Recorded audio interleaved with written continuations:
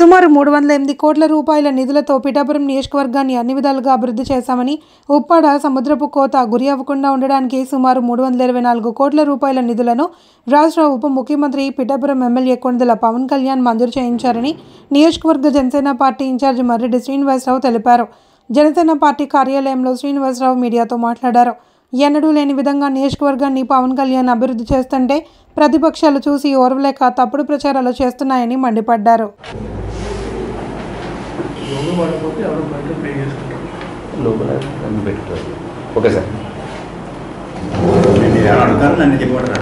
గత వారంలో వచ్చినటువంటి తుఫాన్ మూలంగా మరీ కొన్ని గృహాలు ధ్వంసం అవడం జరిగింది.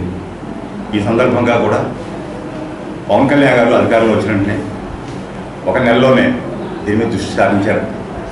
కేంద్ర ప్రభుత్వానికి నివేదించారు. ఈవేళ ఫైనల్ స్టేజ్లో ఉంది. ఫస్ట్ వీక్లో ఫైనల్ మీటింగ్ ఉంది.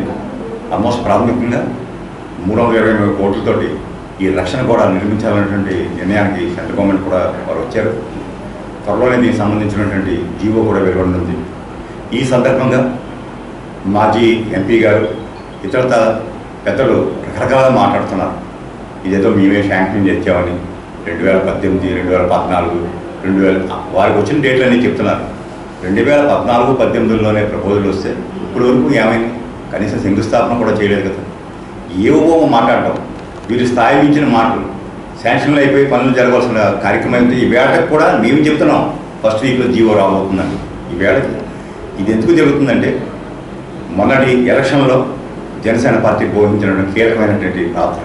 ఎందుకంటే ఈవేళ మేము సకారణంగా చెప్పుకుంటున్నాం.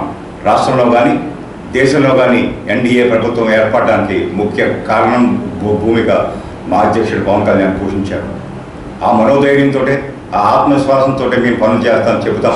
అదేవిధంగా అంతే విశ్వాసంతో, ఆయనకున్న క్రెడిబిలిటీతో ఈవేళ ఈ నియోజకవర్గంలో పనులు జరుగుతున్నాయి. ఇదొకటే కాదు, మొట్టమొదటి సంవత్సరంలో 308 కోట్లు పనులు చేశాం.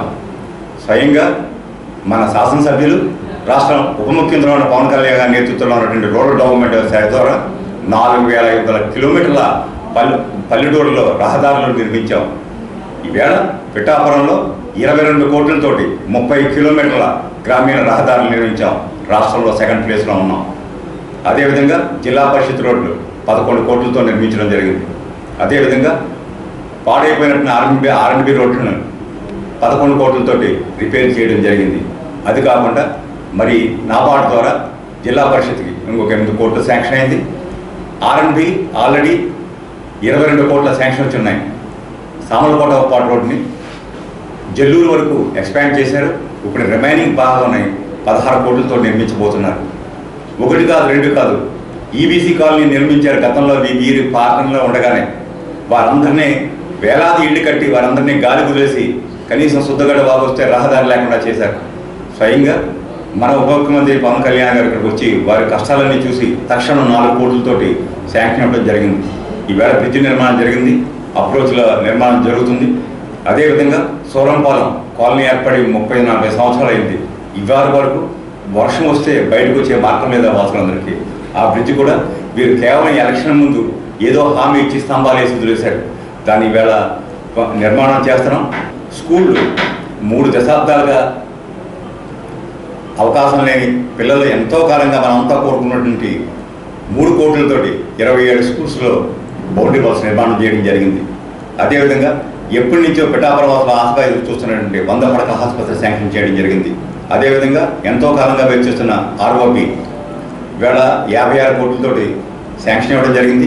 1 కాదు 2 కాదు, నిజంగా గోకులాలు 200 పైచిలకు గోకులాలు ఈ మన పిఠాపురంలో కట్టడం జరిగింది. అదేవిధంగా రాగానే పంట నష్టం వస్తే వేలాది మంది రైతులకి 10,000 చొప్పున చెల్లించడం జరిగింది. ఇలాగ అనుక్షణం కూడా ఈ నియోజకవర్గంలో సార్ అనేక మంది, నాదే కాదు నాతో పాటు అనేక మంది ఇక్కడ పనిచేస్తారు. వీరందరూ ద్వారా కూడా సమాచారం కనెక్షన్ రప్పించుకుంటూ వాటికి కావాల్సిన కార్యక్రమాలన్నీ కూడా పూర్తి చేస్తున్నారు. డిగ్రీ కళాశాల గతంలో మంజూరైంది, ప్రారంభించాం. పైన 1 కోటి రూపాయలతోటి మళ్ళీ ఫస్ట్ ఫ్లోర్ నిర్మించడం జరుగుతుంది.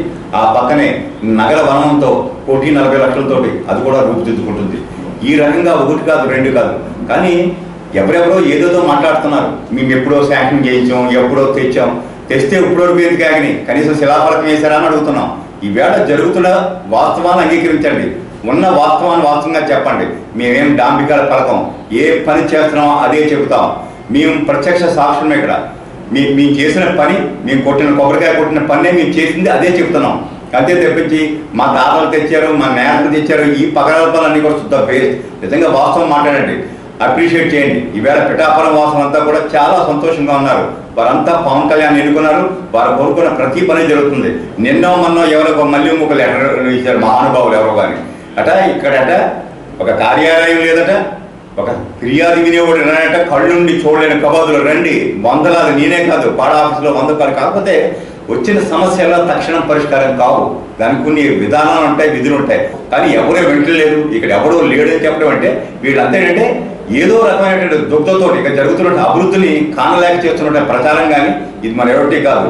ఎవరేమనుకున్నా మేమేం చేయాలనుకున్నా చేసి తీరుతాం.